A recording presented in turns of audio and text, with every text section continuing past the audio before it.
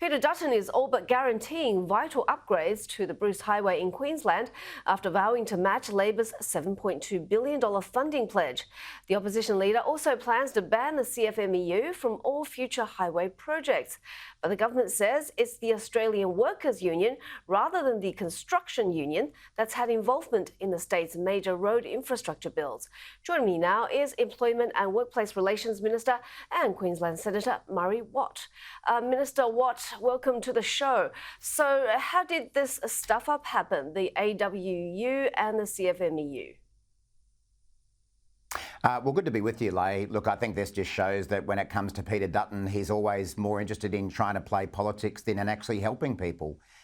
This whole issue about the Bruce Highway, it's not about unions, it's not about politicians, it's actually about road safety and about helping Queenslanders stay alive on the roads. And that's why I was so pleased that on Monday this week, we saw Prime Minister Anthony Albanese commit the $7.2 billion of funding to fix the Bruce Highway once and for all.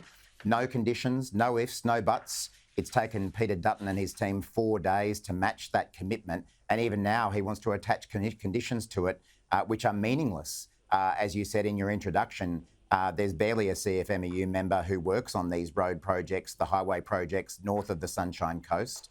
It shows that Peter Dutton doesn't really bother to get out much more further north than Noosa to understand Queensland and to understand why we need to act on this and not play silly political games, which is what he always seems to want to do. Has there been and will there be discussion with the AWU on the construction upgrade? Well, another thing that Mr Dutton doesn't seem to understand is that the role of the federal government when it comes to these road projects is to help fund them. It will be a matter for the Queensland government to enter into contracts for the delivery of that project. But I would expect that the similar industrial arrangements will continue under the new government as occurred under the previous government.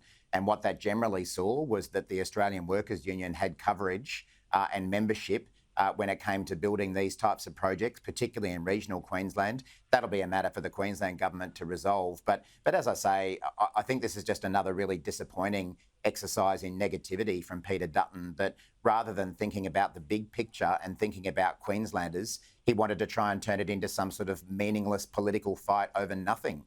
He should have actually just committed to this straight away. We had 3 days of the Shadow Treasurer, Angus Taylor, refusing to commit this funding. We saw yesterday, I think, on your network, the Shadow Infrastructure Minister, Bridget McKenzie, described this and other projects as a splurge and not in the national interest. So it's taken 4 days for a Queensland-based opposition leader to realise that Queenslanders actually need this investment rather than the ongoing political games.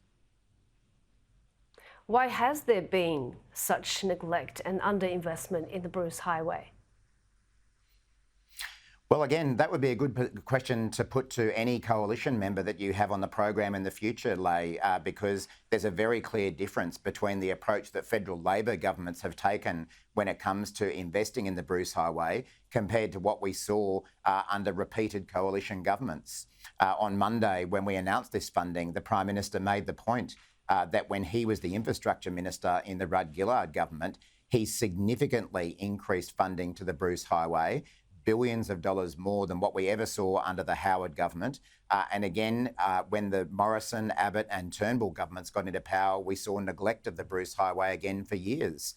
So despite the fact that the LNP holds 21 of Queensland's 30 federal seats, every time they take office, they neglect Queensland. And I think it comes down to the fact that they are arrogant when it comes to Queensland. They arrogantly believe that they can hold 2/3 of Queensland's seats while neglecting Queensland rather than actually delivering on what people need.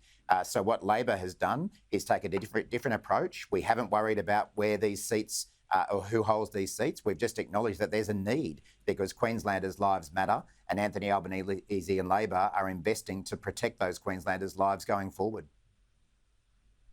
Finally, very quickly, we know the PM is in Western Australia, about to head back to Perth. What's the focus of this visit? Well, I've seen the coverage of the Prime Minister's visit to WA, and obviously I joined him in parts of Queensland as well. And I think he's shown a really positive outlook for the year ahead, Leigh. And I think it's becoming very clear the choice that voters will have when it comes to this federal election. On the one hand, you've got Anthony Albanese and Labor who are serious about building Australia's future, assisting people with cost of living pressures, making sure that wages are rising above inflation. And on the other hand, you've got Peter Dutton and the Coalition who want to take us backwards. They've opposed every bit of cost of living relief that we've provided. They initially opposed the tax cuts before being shamed into voting for them. When it comes to wages, they've already said that they will unwind the changes that we've made and actually ensure that Australians are paid less at a time that they're dealing with cost of living pressures. So I think this has been a really good opportunity for the Prime Minister this week to highlight the positive agenda that Labor has to build Australia's future, assist people with their cost of living pressures and help make sure that wages continue to rise, rather than Peter Dutton, who wants to cut people's pay, put up their power prices with an expensive nuclear plan and ignore the real pressures that Australians are under. Thank you for your time and your insights. Murray Watt, Employment and Thanks, Leigh. Workplace Relations Minister.